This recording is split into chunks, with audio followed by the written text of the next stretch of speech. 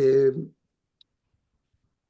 los paneles de hoy son sumamente interesantes. Tenemos una serie de expositores de altísimo nivel, de expertos en sus áreas y un grupo de moderadores también de gran calidad para llevar adelante estas presentaciones. Quiero recordarles a todos que tenemos hoy en la audiencia gente que habla inglés, pero hay traducción simultánea al inglés y al español para que todos puedan participar. También estamos transmitiendo a través del canal de YouTube de la CIP, que quedará grabado. Ya pueden ver las sesiones de ayer. Y bueno, agradecer la participación de autoridades de la CIP y de algunos participantes que acá veo en la lista, como entre ellos Lisa Gross y también Ricardo Trotti. Ricardo Trotti, que durante muchos años, 15 años, fue director ejecutivo de la CIP, con una contribución importantísima al progreso de la libertad de prensa y a la sostenibilidad de los medios de comunicación. Ricardo, un gusto tenerte acá, obviamente, y estar acá en este lugar, esta silla que por tanto tiempo ocupaste, y bueno, cuya contribución sigue siendo muy importante para la dirección ejecutiva, de la CIP. Gracias por estar. Ernesto Kleiserburg, vi que también estás por allí. Muchas gracias. En fin, quiero dar entonces comienzo al primer panel del día, que versará sobre el tema de las alianzas entre desarrolladores de inteligencia artificial generativa y empresas de medios. Hay un grupo de panelistas que presentará Gabriela Vivanco, presidenta del Comité Ejecutivo de la CIP, en unos minutos más. Tendremos una hora para discutir estos temas. Pasaremos luego a otra mesa sobre las enseñanzas y desafíos de la Online News Act de Canadá. Pero estaremos contando el tiempo y estaré en contacto con los moderadores por WhatsApp para ir marcando el tiempo y poder cumplir con una agenda que es compacta, intensa y muy interesante. Gabriela Vivanco, presidenta del Comité Ejecutivo de la CIP, es directora nacional del diario La Hora, uno de los diarios de mayor cobertura en Ecuador, al cual pertenece un grupo de 7 diarios y otros medios regionales. Fue fundadora del estudio jurídico Vivanco en Buenos Aires, Argentina. Ha trabajado como reportera, como fotoperiodista y editora para medios impresos y medios digitales en Ecuador y en Argentina. Obtuvo una doble licenciatura en Economía y Estudios Latinoamericanos de la Universidad de Vanderbilt en Nashville, Estados Unidos. Estudió Periodismo y Derecho en la Universidad San Francisco de Quito, en Ecuador, y tiene una maestría en Comunicación de la Universidad Torcuato Di Tella en Argentina. Muchísimas gracias, un gusto, Gabriela. Adelante con la primera conversación. Muchas gracias. Muchas gracias, Carlos, a ti. Buenos días con todos. Muchísimas gracias por su asistencia. Empezamos un panel muy interesante sobre las alianzas entre los desarrolladores de inteligencia artificial generativa, que es la Generative Artificial Intelligence, como presentó Carlos. Las alianzas entre estas tecnologías y las empresas de medios. Para esto contamos hoy con la valiosísima participación de 3 panelistas. La primera persona será Sara Troanis, ella es de la agencia Associated Press. Después hablaremos con Florian Nem de Axel Springer y después tendrá pues su turno Mauricio Cabrera de Storybaker. Luego de una breve presentación de cada uno, pasaremos a hacer algunas preguntas, ojalá un debate, y esperamos también contar con su valioso aporte con respecto a preguntas y comentarios. Empezamos entonces con Sara Troanis. Ella es vicepresidenta de Ingresos para las Américas y jefa de alianzas estratégicas de The Associated Press. Se unió a la AP en 2007 como ejecutiva nacional de televisión, responsable de la gestión de ventas y desarrollo de la cartera de contenidos multimedia. Es también licenciada en periodismo. Sara, buenos días, ¿cómo estás? Adelante. I'm well. Good morning. Thank you so much for having me this morning. As Gabriela said, I'm Sarah Trohannis, Vice President of America's Revenue and Head of Strategic Partnerships for the Associated Press. Thank you for the opportunity to participate at IAPA's 2024 mid-year meeting. We are connecting on such an important topic during this transformative time in our industry and, quite honestly, our society. The AP is pleased to support IAPA's mission of press freedom and freedom of expression across the globe, as we have for many, many years.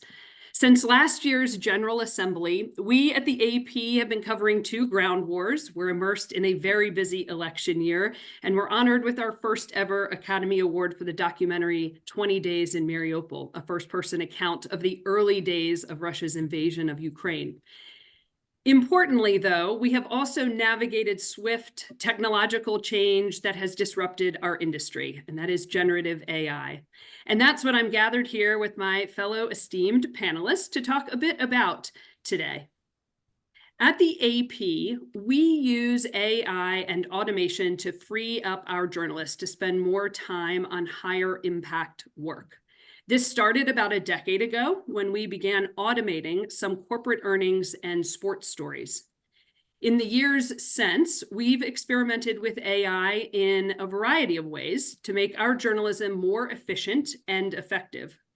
For example, we use AI to produce audio to text transcriptions.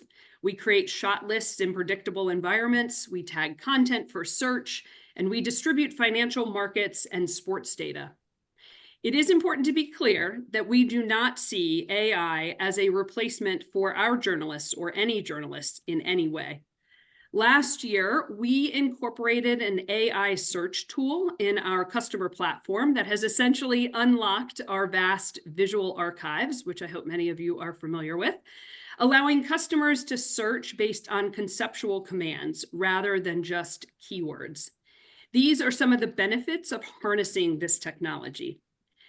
But generative AI also poses real challenges, among them intellectual property protection, misinformation, serious standards questions of interest to every news organization. And that's where I would like to spend a few minutes on IP, which is of concern to all content creators, and I'm sure all of us gathered here on this Zoom. The news industry will face an existential threat if we don't work collaboratively to push for a legal framework that both ensures IP is respected and protected, and that content creators are fairly compensated.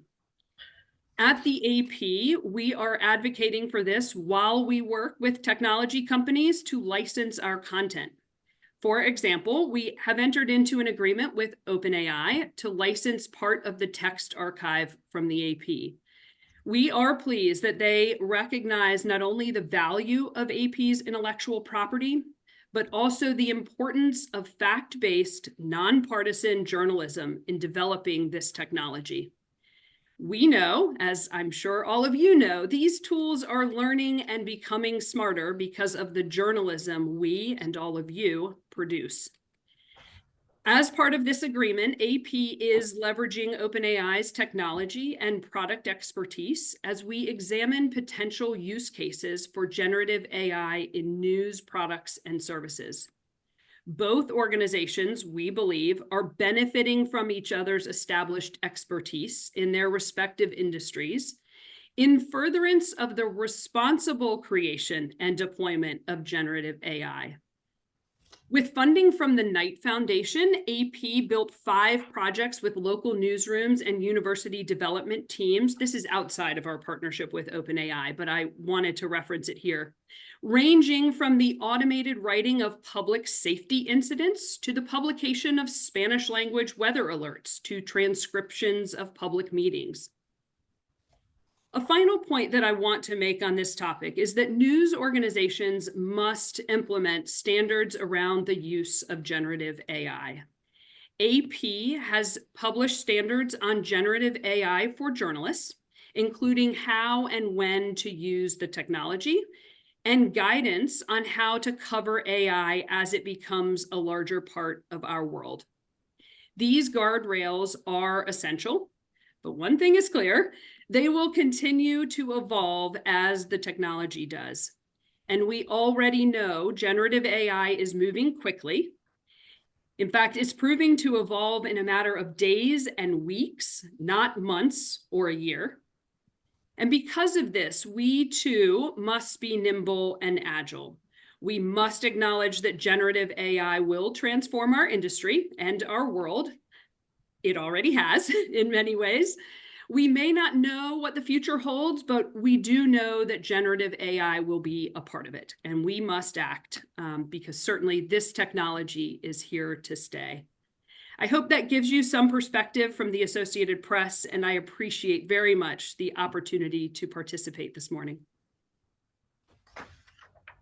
Muchas gracias, Sara, y además, pues, un saludo a la agencia AP porque siempre ha sido un aliado importante para la Sociedad Interamericana de Prensa. Seguimos entonces con una presentación de Florian Nehm. Florian es asesor senior de asuntos públicos para Axel Springer en Alemania. Es el mayor editor multimedia europeo de los diarios Bild y Die Welt. Comenzó su carrera en Die Welt en 1984. Él es ingeniero agrónomo por la Universidad Alemana Paderborn FH Soest. Obtuvo un máster en economía en la Universidad Estatal de Colorado y es también un panelista frecuente sobre estos temas de tecnología y legislación en los foros y asambleas de la Sociedad Interamericana de Prensa. Gracias, Florian, por estar aquí. Buenos días. Buenos días y muchas gracias por esta invitación. Gran placer en este debate intercontinental. Es un tema global para todos los que hacemos periodismo, que se diferencia de los bloggers porque es fact-checked, branded content. El grupo Axel Springer tiene las marcas nacionales que has mencionado, alemanas, tiene su sede en Berlín, pero es hoy también propietario del grupo político en Washington y Bruselas y de Business Insider, también en Nueva York, Europa y un poco Asia. Hay redacciones y subrayo todo lo que ha dicho Sara, podría ser uno a uno. Periodismo va a cambiar. Es importante que haya transparencia, de que los textos periodísticos que se han hecho exclusivamente con AI lo digan claramente. Nosotros no publicamos nada que sea exclusivamente AI. AI es solamente una máquina de respuestas, de orientación que ayuda a ahorrar tiempo, pero que puede tener errores, por lo cual el ser humano, la cabeza del periodista, de la periodista, en ese momento es lo esencial de toda redacción, la experiencia, el poder conectar elementos, recuerdos, ir a los archivos, lo que hacíamos antes, ir a los archivos para ver qué es lo que se había publicado. Después usamos mucho Wikipedia y hoy usamos, y yo me estoy acostumbrando y lo estoy usando cada vez más, porque facilita y ahorra tiempo y te orienta sobre temas que demorarías mucho más en buscar. Pero, y por eso también sigo lo mismo que decía Sara, es importante que el sector periodístico independiente mantenga su viabilidad económica. Economic viability of independent and diverse journalistic offerings. Eso es lo que las democracias necesitan y Axel Springer es un grupo no pequeño, pero luchamos por nuestros competidores. Es algo extraño, pero luchamos para que el ambiente, para que el environment de periodismo tengamos competidores. La democracia requiere de este elemento de higiene. Nuestros diarios, lógicamente, se equivocan una y otra vez. Es porque solamente the best available truth at the evening, o el momento que se presiona el botón o se echa a andar la imprenta. Y por ello requerimos de que, o las democracias requieren, de que haya competencia ambiciosa, independiente, que deje claro dónde nos hemos equivocado y lo corrija y nos dé la oportunidad de corregir. Ningún periodista quiere quedar como haber publicado una información que no era correcta. Esa es nuestra ambición profesional. Y al revés. Por ello, es importante que haya mucha oferta de todas las tendencias, profesional, fact-checked, branded, como oferta. Y eso peligra hoy en día porque la viabilidad económica no está, otros se enriquecen, nosotros pagamos los sueldos y eso no es sustentable. Mi CEO, Matthias Döpfner, acaba de publicar una carta en el diario Frankfurter Allgemeine Zeitung de Alemania, que no es nuestro, lo publicó en otro medio. 10 años atrás escribió un artículo en abril del 14 con el título ¿Por qué tenemos que temer Google? Y ayer publicó un artículo diciendo por qué ya no tenemos que temer Google. Bueno, eso dejó a muchos un poco desorientados, pero ¿qué es lo que quiere decir? Y les invito, he distribuido a muchos ya la traducción DeepL al castellano, inglés y brasileiro. Bueno, lo que dice en realidad es que muchas cosas tienen que empeorar bien empeoradas antes de que puedan mejorar. Y desgraciadamente las cosas han empeorado dramáticamente. 10 años atrás, mucha gente no le tomó en serio, sobre todo no los legisladores, y hoy tenemos un ambiente de empresas periodísticas debilitada en todo el mundo. India, Latinoamérica, Norteamérica, Europa, etcétera. Pero con Artificial Intelligence, y cito a mi jefe supremo, dice que los políticos no se han despertado cuando se trataba de propiedad intelectual. Pero ahora que disinformation y fake news empiezan a peligrar los resultados de elecciones, sí empiezan a despertar. Les está más cerca el tema de poder y que esto trae una esperanza de que haya legislación moderna que cubra estos déficits en las legislaciones continentales y de muchos países. Y aquí, ya que tenemos la CIP, me permito una frase un poco crítica. Queridos compañeros, amigos de la Sociedad Interamericana de Prensa y de los países, creo que llevamos muchos años teniendo muchas discusiones en este tipo de paneles y también físicamente cuando estáis en Madrid, hablando una y otra vez de la necesidad de regular y de tener legislación en este campo.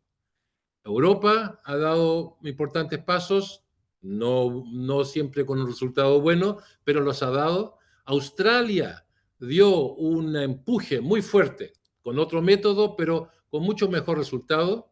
Canadá, le vais a escuchar un poco más tarde a Paul Deegan, un héroe de la legislación en Canadá, y el entonces ministro Pablo Rodríguez, un argentino de Tucumán, crecido en Quebec, nos vino a ver aquí antes de poner la ley en el Parlamento para ver qué tipo de ataques podría sufrir, lo discutimos aquí. ¿Y dónde está Latinoamérica? Estados Unidos, desgraciadamente, es un caso excepcional, poca esperanza, están enredados en sus propias leyes extrañas de monopolio y antimonopolio, pero las Américas, por favor, ¿qué país en Latinoamérica, qué grupo de editores han hablado con parlamentos, con gobiernos, con sindicatos y tomado iniciativa copiando ejemplos, sea australiano, europeo, canadiense, para poner un borrador sobre la mesa y dar empujes? Políticamente creo saber de que ha habido varias oportunidades y estamos un poco a la espera. ¿Quién da el primer paso para poder? Y no importa el tamaño del país, puede ser Uruguay, puede ser Brasil, Argentina, México, etcétera. Colombia, el país, Ecuador, con mucho gusto, Chile. Mi impresión personal es, queridos latinoamericanos, ¿quién da el primer paso? No he visto ninguno. Y hay un contraste, que es la India, que es más valioso hablar con ellos, porque hay una asociación que tiene 1000 miembros, no todos en inglés, pero se trata de 1.000 millones de habitantes. Un gobierno también difícil, y invito, porque he hecho la experiencia, este tipo de reunión con la Asociación Indian Newspaper Society o Digital News Publishers Association, que están ahora empujando el tema, con un poco de atraso, pero están hablando en la misma cultura, y por ello recomiendo tomar contacto también en una próxima reunión, tener a las familias periodísticas de la India que sufren lo mismo, tienen el mismo desafío con sus gobiernos. Ahora, por favor, interrúmpeme. Últimos puntos de la discusión europea. Tenemos una legislación Artificial Intelligence, AI Act. Europa fue el primero en el Copyright Act, no muy ideal, pero da la base para mejorarlo en la revisión que esperamos más tardar en 2 años. A nivel europeo, Europa es un país de 450 millones, dividido en 27 provincias. Ahora, AI Act, la primera del mundo, pero esta ley se ocupa exclusivamente del output, de los peligros o no peligros y cómo usarlo en la sociedad o el efecto sobre la sociedad. Pero no hay nada o casi nada sobre el input, que son nuestros contenidos para los cuales hemos pagado sueldos y que son la base para el entrenamiento de las máquinas. Hemos hecho mucho trabajo de lobby, yo soy Asuntos Públicos junto con editores de Helsinki hasta Lisboa, y hemos logrado una serie de elementos que nos ayudarán en el nuevo Parlamento. Sabéis que hay elecciones ahora en junio, y en la nueva comisión de ojalá dar un paso importante hacia adelante. ¿Y cuáles son los puntos que exigen, que piden y que sabemos que son necesarios? Y les resumo, son solo 6. 1, redefinir el concepto de copyright, porque sabemos que la propiedad intelectual, el copyright, no llega a la situación que es un uso o una transformación de la expresión de ideas que se alimentan de muchos contenidos. Es lo que hacen los Large Language Models, por lo cual necesitamos desarrollar un concepto que sí funcione. Después tenemos el cuidado de los fresh contents, que no solamente los archivos, sino que lo que producimos todos los días, que es oro. Fact-checked, branded content. Sabemos de quién es y si se equivocado, sabemos a quién hacerle el pleito si es necesario o qué marca pierde de credibilidad, etc. Eso es nuestro campo en que jugamos. Enforcing compensation, fair compensation, de tener derechos que no se pueden renunciar, cómo organizarlo, es importante que la legislación lo tenga. Shifting proof, burden and transparency. No pueden ser las empresas periodísticas, grandes y pequeñas, con más abogados o menos abogados, que tengamos que controlar quién ha usado nuestros contenidos. Tiene que ser al revés. Tienen que ser las máquinas que usan nuestros contenidos, que tienen que demostrar e informar transparentemente de quién hemos usado, qué cantidad de contenidos, y después negociar la suma. Enforceable opt-out for text mining. Si nos roban los contenidos a pesar de que hemos dicho no, y sucede todos los días, tiene que haber consecuencias legales. Y muy importante, AI provider liability. Si nuestras marcas periodísticas que estamos reunidas aquí infringimos leyes generales, hay riesgo de pleito. Tenemos una alta responsabilidad para que sea correcto y todos tenemos experiencia en esto. Las máquinas AI, Large Language Models, no tienen esa liability por el momento y lógicamente necesitan tener esa misma responsabilidad de cuidado de contenidos. Estos son los puntos que actualmente los editores europeos han acordado de hacer todo el lobby posible en leyes a modernizar, e invitamos a los latinoamericanos, los norteamericanos, las asociaciones de la India, que somos del mismo espíritu de familias de periodismo y profesión, de ir por la misma línea, porque ya no es un tema nacional, es un tema de todos los que hacemos periodismo y somos la base para las democracias. Muchas gracias. Muchas gracias. Florian nos trae puntos muy válidos para discutir ahora en un momento. Además, definiciones que quizá tendríamos que expandir un poquito. Muchísimas gracias. Vamos ahora con Mauricio Cabrera. Él es un narrador mexicano. Es fundador de Storybaker. Es un laboratorio de medios, un media lab enfocado en crear historias más atractivas para los medios, incluyendo The Coffee Podcast. También es el autor de un newsletter fabuloso sobre la industria y el futuro de los medios y el periodismo. Y también, pues, en este podcast entrevista a creadores de contenido talentosos. Es un estudioso de los medios. Mauricio, qué gusto tenerte aquí. Buenos días.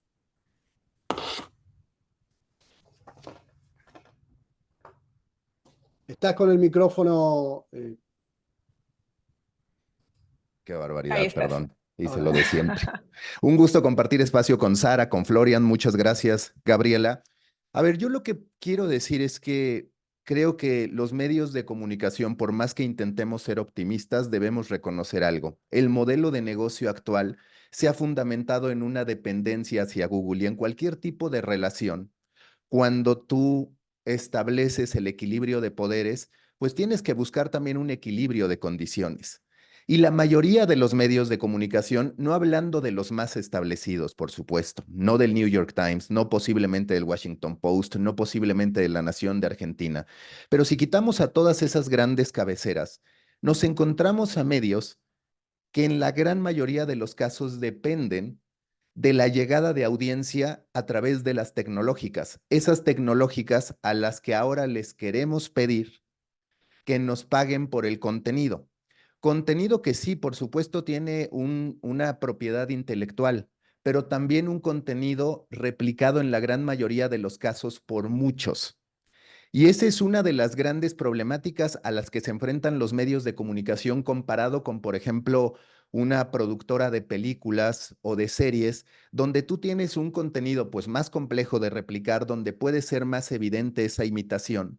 Porque estoy convencido que el reconocimiento a la propiedad intelectual viene y empieza directamente desde la industria. Todos hemos estado en redacciones, posiblemente en agencias, en las que se dice, eso es algo muy mexicano, dale la vuelta a la nota.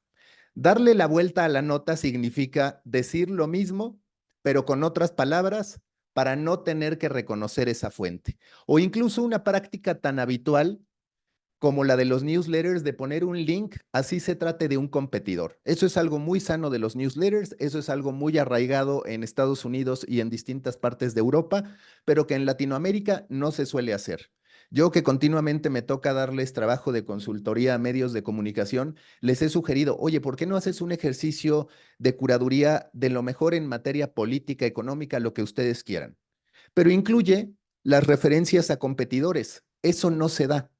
Entonces, a veces me parece un tanto contradictorio por parte de los medios de comunicación que ahorita que nos encontramos evidentemente en un terreno en el que las tecnológicas se pueden valer de nuestro contenido para ellos seguir desarrollando sus modelos de lenguaje multimodal, pongamos el grito en el cielo cuando las prácticas más elementales no se han seguido en términos del respeto a la propiedad intelectual de los otros medios de comunicación.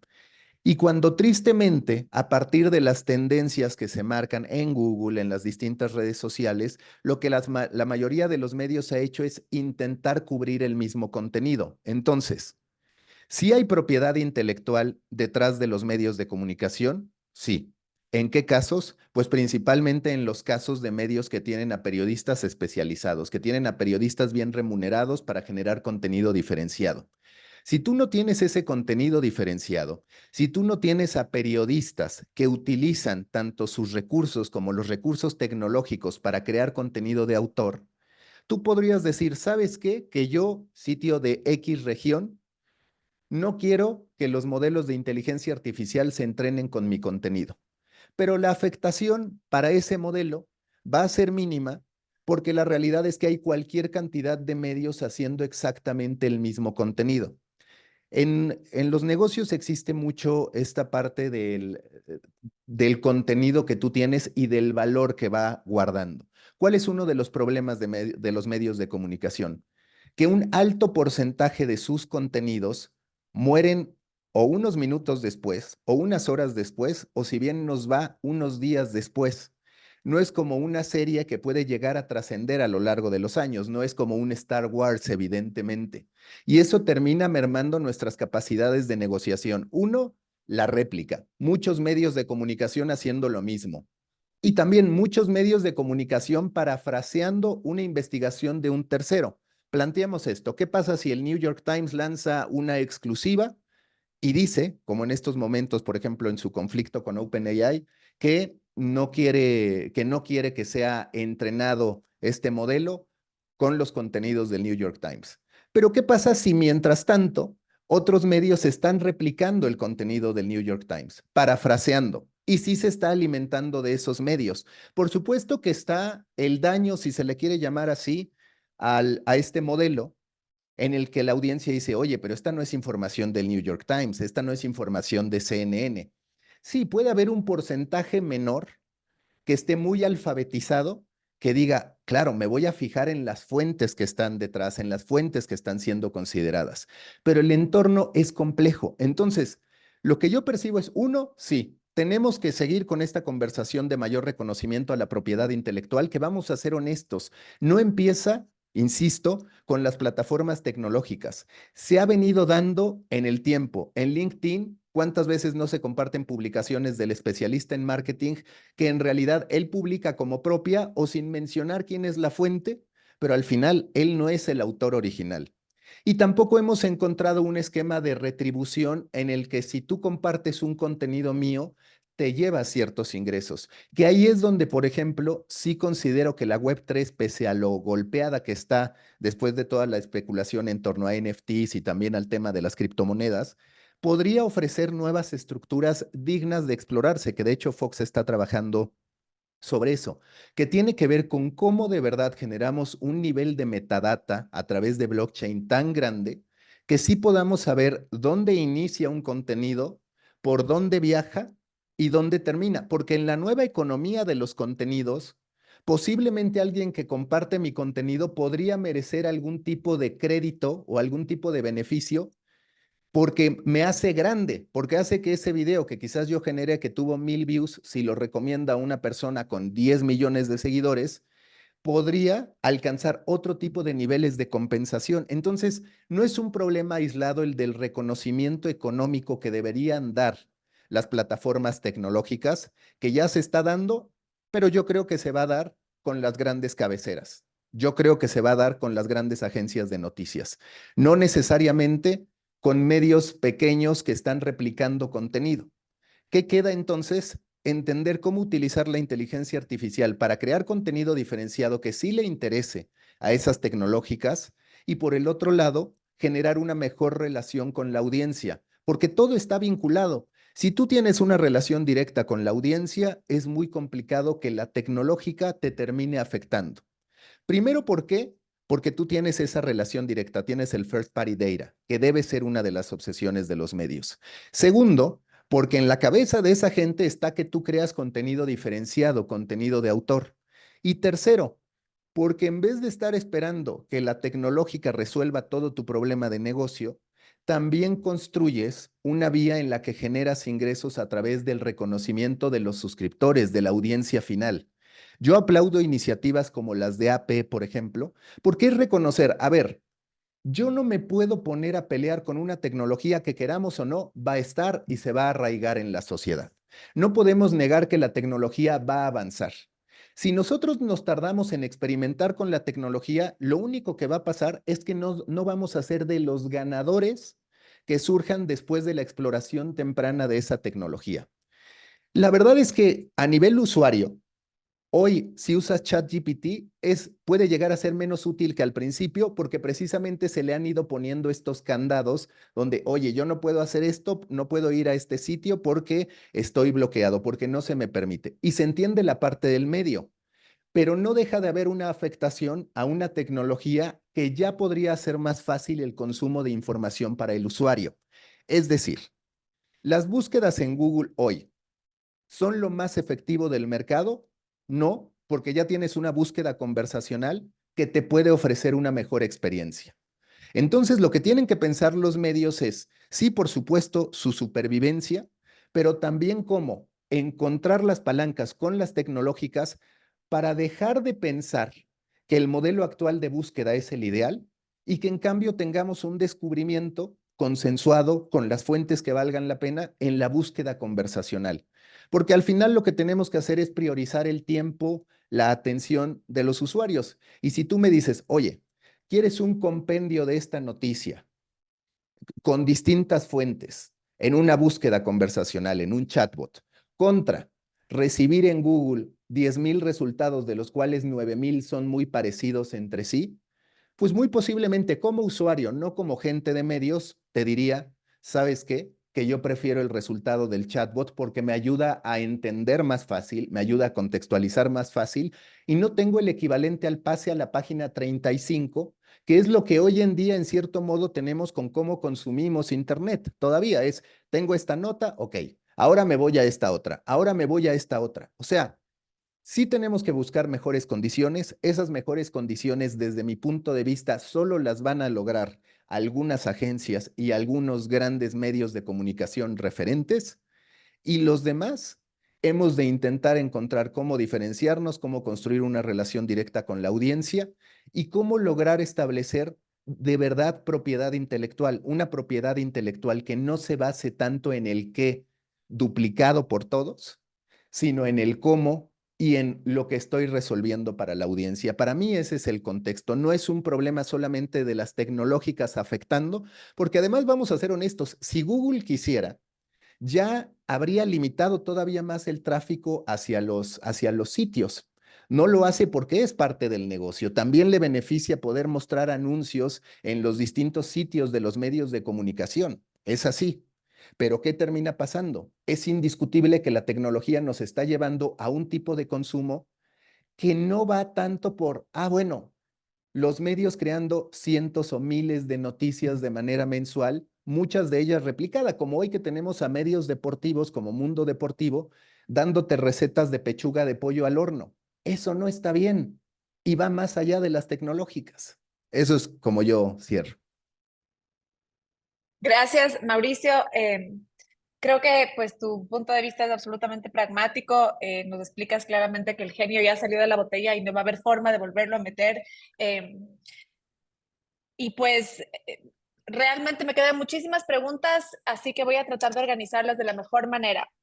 Quisiera empezar por el origen y de manera muy breve, especialmente con Sara y con Florian, si es que nos pueden resumir o contar cuál fue ese momento de la gota que rebasó el vaso, el tipping point, ¿no? El aha moment, o sea, el momento en el que pues sus organizaciones dijeron, es ahora cuando debemos sumarnos y no irse por el lado de la pelea legal. No sé, Sara, si nos puedes contar un poquito sobre este proceso.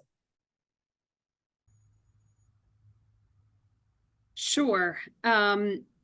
You know, it is a really interesting point, and I think we as a news gathering organization realize that, you know, it goes back to one of my earlier points that we have a treasure trove of fact-based nonpartisan journalism, and we wanted to lean in to these technological advancements. And so we said to ourselves, you know, this technology is moving fast and it will continue to shift. And we really believed that a collaborative approach with these technology companies, whom we've had relationships with for a number of years, you know, we thought, you know what, we need to take an approach that is collaborative, is cooperative, and we ultimately wanted a seat at the table. And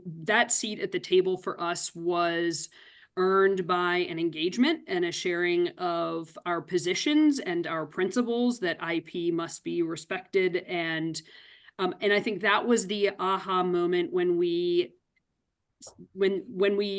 saw these companies acknowledge that we as journalists, as publishers, have a valuable asset that is critical to the longevity and the development of their technology platform. And that obviously is an ongoing matter and a continued reinforcement of that position and those principles, but we believe that it is worth every ounce of effort to continue those discussions and those conversations, both for the benefit of the business and also for us as a news gathering organization. But as you all know, the AP represents members and customers all over the world. And by us having a seat at the table, we also believed, to the points made here, that it really, truly reinforces the value of IP and establishes it clearly in the face of these technology companies. So I think that has been the aha moment,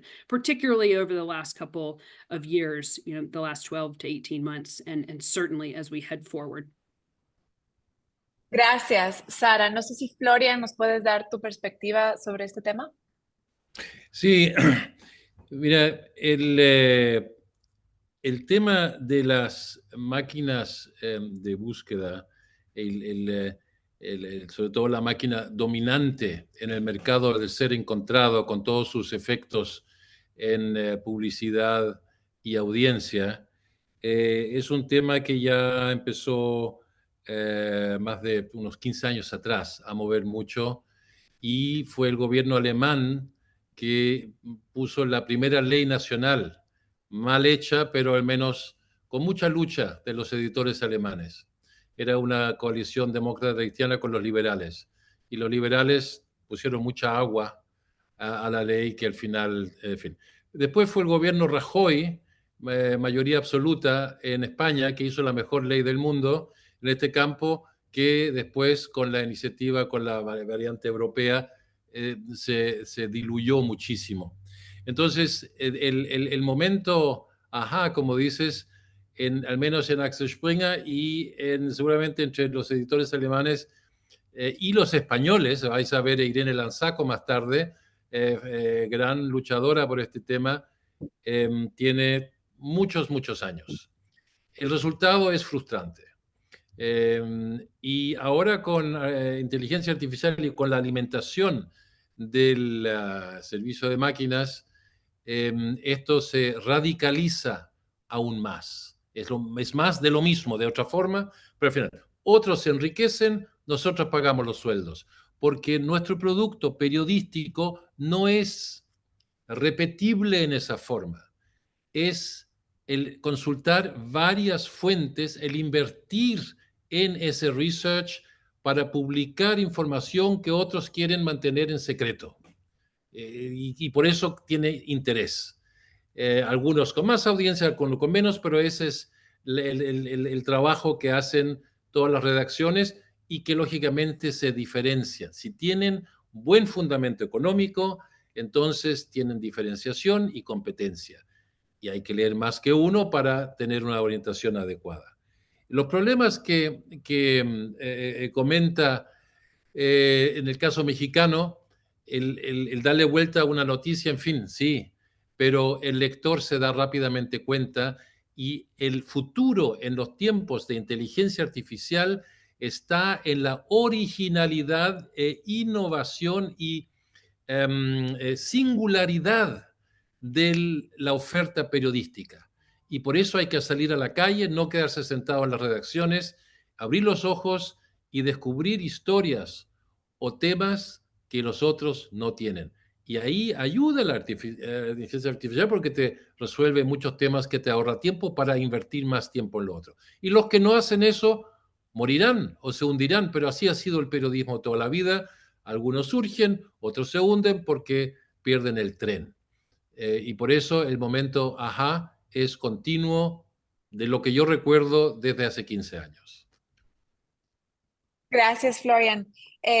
Con la visión de la AP y de Axel Springer tenemos pues una de las vertientes de pensamiento y de acciones de los grandes jugadores.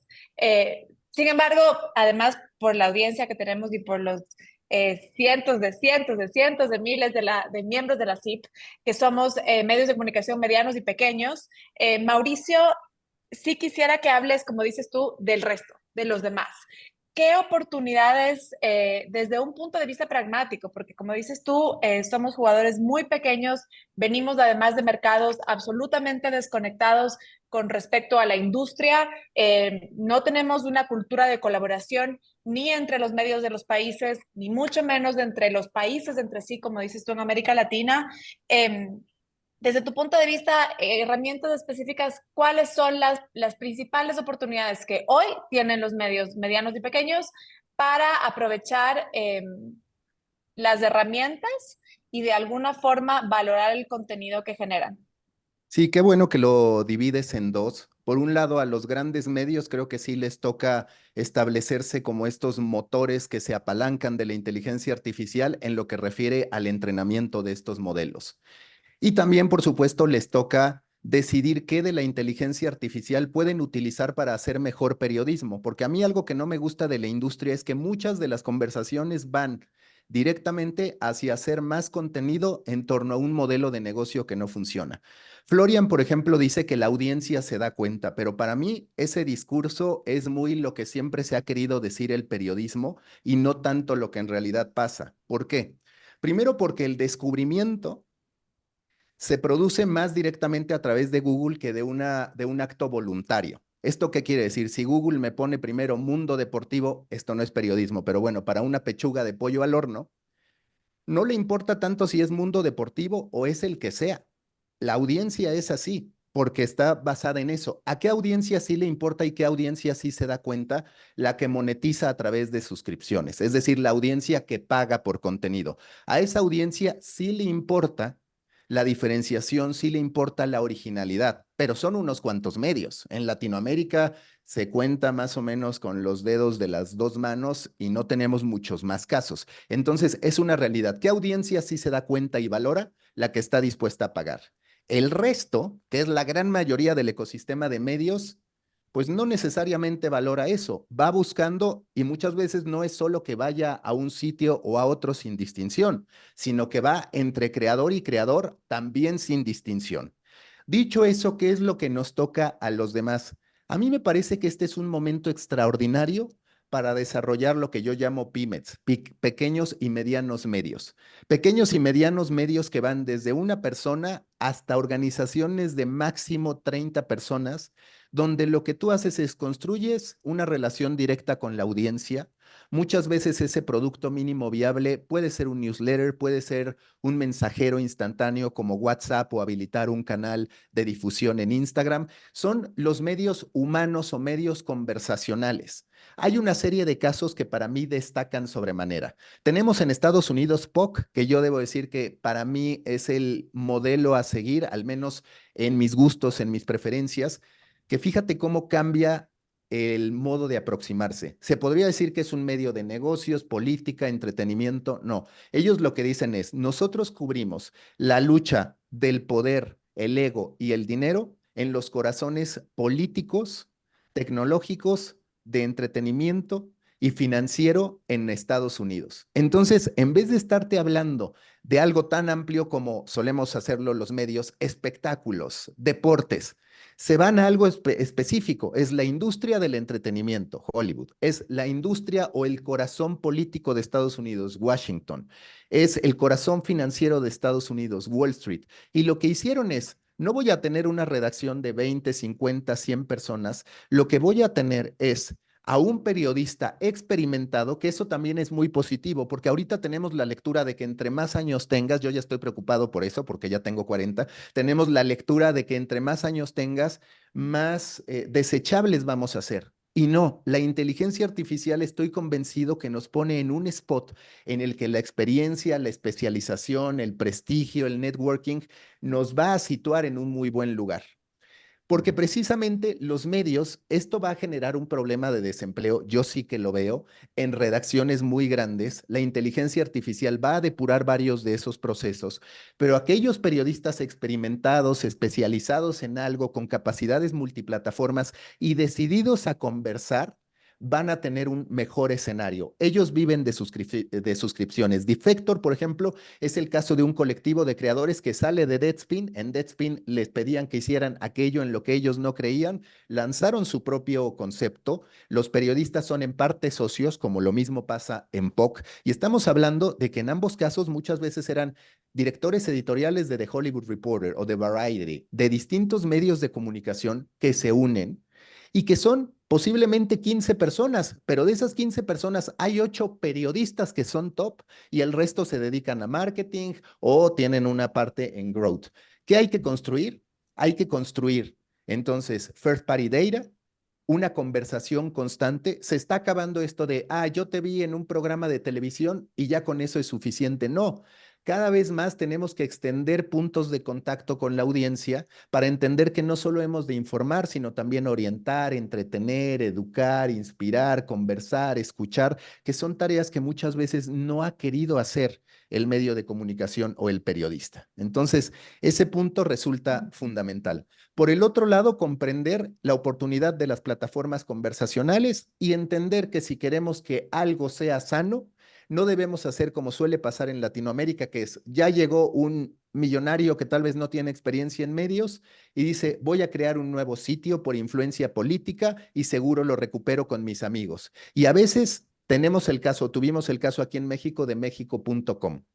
Contrataron a cerca de 80 periodistas de golpe en su día 1. ¿Qué pasó? Pues esa historia de inmediato se fue a pique porque nunca logró levantar las cosas. ¿Qué es lo sano de empezar con 1, 2, 5 personas que tienes un producto mínimo viable y tu primera expectativa económica es lograr cubrir los sueldos esperados de esas personas, de esas 5 personas?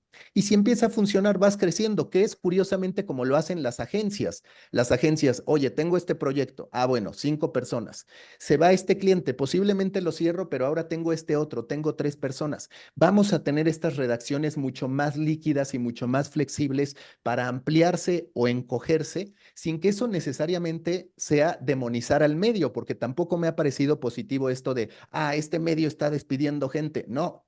También nos hizo falta concientizar a los periodistas de que hay veces que lo que se les pedía, que ese sí es un error de los medios, no genera negocio. Todo debe tener un modelo de monetización. Gracias, Mauricio, y pues aprovecho además para agradecerte porque en tu newsletter siempre nos recuerdas los valores del contenido, que es lo que puede poner el ser humano, ¿no? El conectarse con las emociones, el apelar a la empatía, todo lo que viene en la mitad entre el miedo y el amor y todo lo que puede meter las emociones y la inteligencia emocional del ser humano es pues lo que podemos aportar y mucho de eso nos recuerdas siempre en tus newsletters. Tengo un par de minutos más.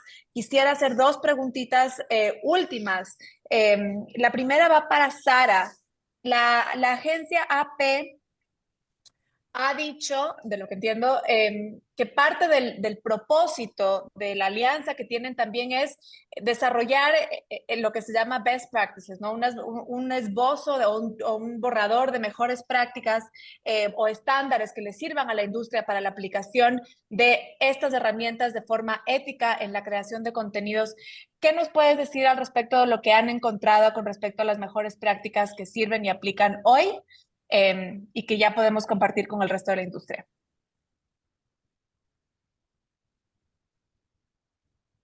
Sure. So I think transparency is important to the AP and to our industry and to the consumers of our news. And that is really the premise on a number of our standards, is around clarity and transparency of the material and how AI is responsibly used in newsrooms. And I think I want to underscore a point that was just made, and that is really about the best practices of thinking about AI through the lens of creating efficiencies and effective utilization of the resources you have, whether you are the smallest newsroom or the largest agency. You can deploy this technology in and across your newsroom through the lens of efficiencies and thinking about, and we as the AP have really embraced that as a way to connect with our smaller and medium-sized members through our local AI project and educating our newsrooms on how you can, for example, think about the dissemination of large lots of data that need to be condensed down into a readable piece of content. AI can be helpful in that context, as an example. So I think those are, it's really about accuracy is paramount. And so that is where the human for us lends the expertise, the longevity, the real sort of the beacon of accuracy. But we really look at transparency as a best practice, and then think about how we deploy AI for the purposes of efficiency. The other thing I would add, and we talk a lot about this both in our own newsroom and in conversations with customers. We also believe that one of the benefits of AI and the tooling is for discoverability. So we've talked a lot about, this need to not necessarily create new content, but rather unearth some of the content and the context around the stories we're telling using AI tools. And I think that's where this technology can be really powerful in terms of personalization and curation of content, both archival and current day. Gracias, Sara. Y por último, quisiera volver con Florian al respecto de lo que él nos dijo al comienzo, ¿no? El objetivo del lobby de las asociaciones de prensa europeas es lograr la viabilidad económica de una oferta periodística libre, diversa e independiente como base de las democracias libres y pluralistas.